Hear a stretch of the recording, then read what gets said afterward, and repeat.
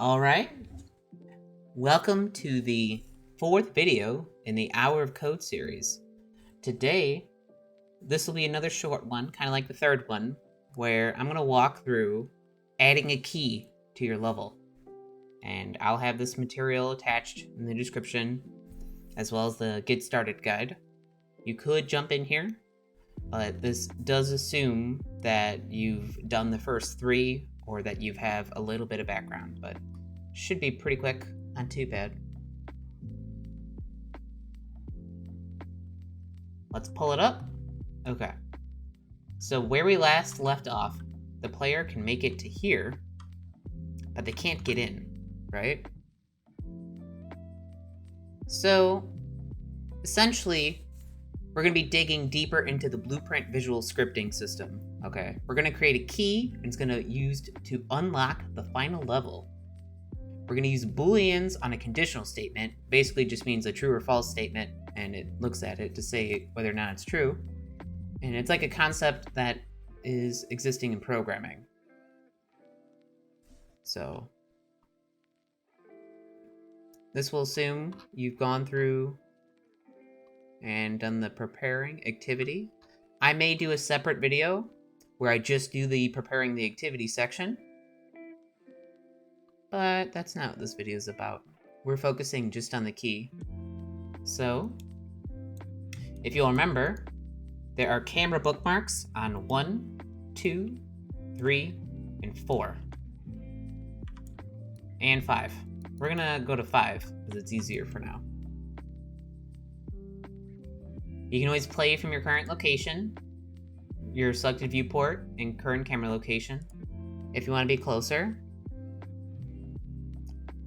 So we're going to pop open the BP door locked blueprint, and we're going to see what's going on.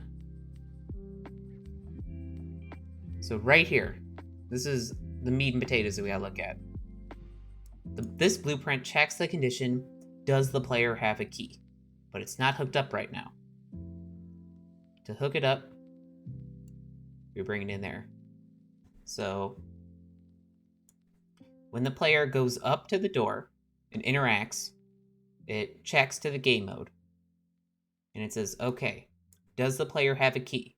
If true, it'll do something one time, the door will swing, and it'll open. If they don't have the key, nothing will happen. So I'm going to compile because I like having my stuff compiled. Save. Close. Now, we're going to make a new blueprint, and that blueprint will be the key to open up the door. So let's add, and we'll go to Blueprint class, actor, and I'm just going to name it something like, you can name it whatever you want. I'm going to name it BP key. But if you want to do underscores, you're more than welcome to follow the naming conventions already here. Now I'm going to double click it, and if it didn't bring you right to the viewport, like it brought you to event graph or something, you're going to want to click over to viewport, because right now it's not really defined as anything. You've got the base of it, but there's nothing there. So we're going to add 2 components, and they'll be pretty easy to add, but the order is a little important here. We're going to add the sphere collision. Just name it something right away so you remember what it is later. Now don't immediately hit add component, because if you hit add component right now, whatever you make will be attached to the sphere collision automatically, be a child of it. You want to be a child, which just means like part and more strictly attached to the larger object. So we're going to add another component after having clicked on the top, static mesh. And I'm going to name it BP key. That'll make more sense in a second, but you are welcome to name it whatever you would like. Now if I click BP key or static mesh, whatever you've named it. You're going to want to go over here and search BP, I think just key actually. Yep, SM key. Now if you'll notice, there's a key in here. I'm going to move the key downward so it overlaps with the collision and just kind of makes it make more sense. Now save your work. I usually compile and save, but you could always just save as well. Now we're going to go over to the event graph. Just kind of delete all of that. We don't need any of that right now. Now we're going to select the sphere collision in the top left. And if we scroll down, you'll see there's a bunch of events down here. All these events will assume you're working with sphere collision. Like if I hit BP key, those events will be connected to that. But we want to be connected to the collision because we're doing a collision event. So if I add on component begin overlap, on component begin overlap sphere collision, on component begin overlap BP key, it'll say right here what it is. I only need the one though, so. And deleting this just deletes, it doesn't delete your component, it just deletes your blueprint, so it doesn't damage or anything. And if I wanted it back, I could Control Z anyways. But I'm Control Y to get it out of here. Get it out of here. So we need to tell the blueprint to talk to the game. To accomplish this, we need to cast. Let's begin by clicking and dragging a wire from the execution pin, right here, the red, the white, I mean, to the blank space in the event graph background, and let go to bring up the execution actions. Type cast to third person game mode in the search field. Select it and it'll make a new node. Cast to third person game mode. Okay. Now we're going to drag a wire from the object and search for get game mode. This will create another node. Now that this blueprint is talking to the game needs to know what to do. We are going to tell the game to add a key to the character's inventory. To achieve this, pull a wire from the bottom blue pin as third person game mode, right here.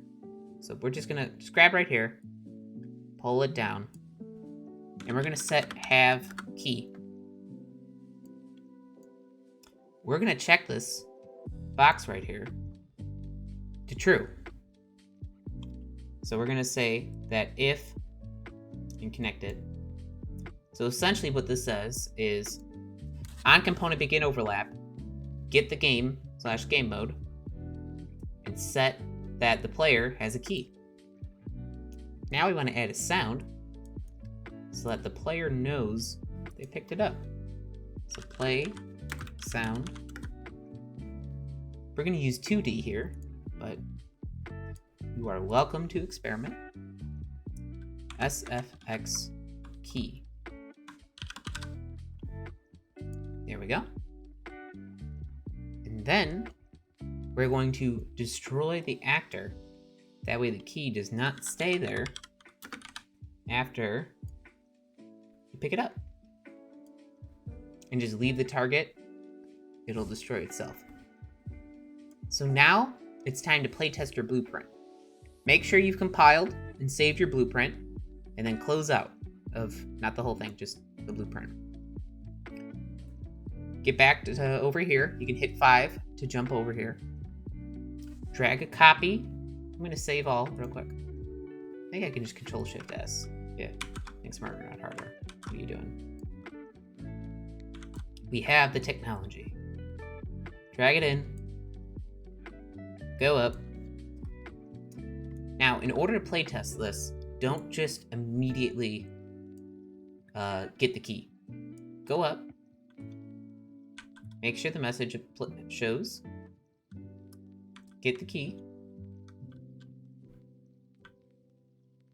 Message didn't show because we had the key. Now the door is open, we have one last task, which I mentioned briefly in the last video, but it's kind of cool that they already have an example here of what it might look like. We need to add the end goal. Inside the blueprints folder, you will find BP end goal, which is right here. Drag it into your level up the ramp. Put it at the back of the building.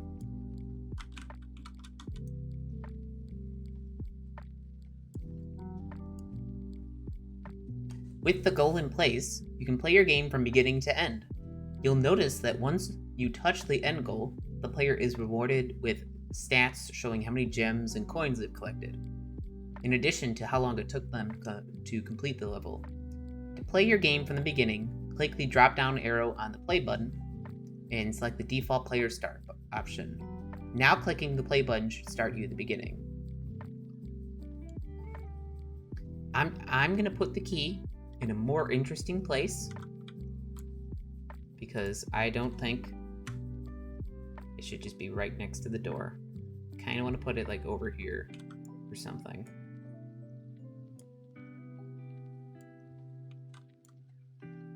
So we're going to do the up for a challenge part real quick, which should be pretty short. It's just walking through a blueprint. So we're going to open the BP door locked activity for end blueprint and take a look at the red sections. So, and just kind of walk through it.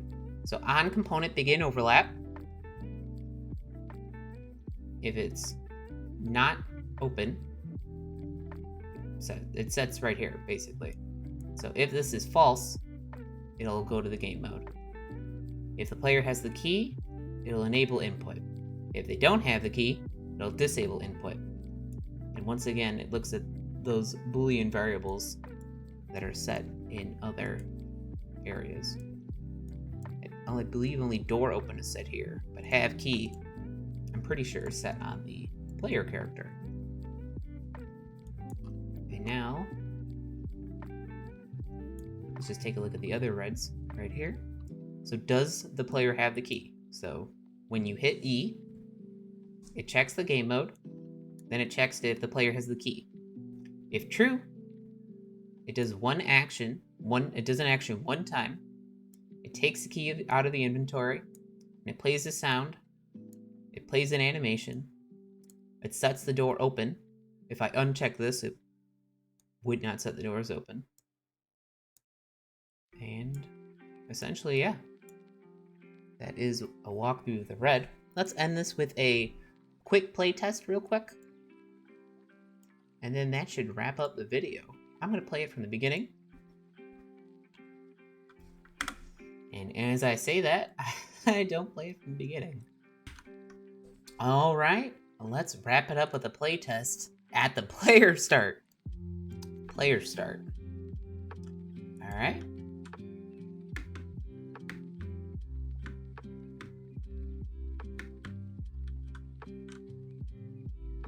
Should be pretty quick. Of course, everybody's is going to be different. You want to have some fun with it, you know?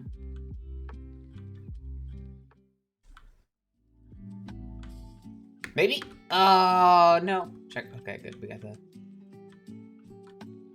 Checkpoints always make me paranoid. They always make me paranoid. Oh my god, I almost did it again. I'm gonna wait.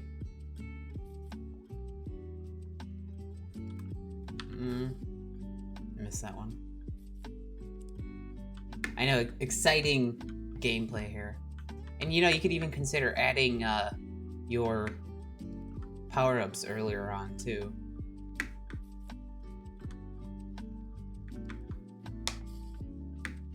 And now if we remember, I'm gonna hold off a second because there was that weirdness. Okay, so we got the key. Let's see if we can finish. Give me the coin.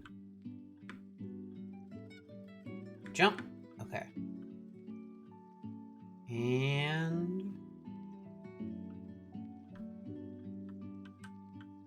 Alright, we're in. Alright, that'll wrap things up for this video. I hope you enjoyed it. If you want to see more, like, comment, and subscribe.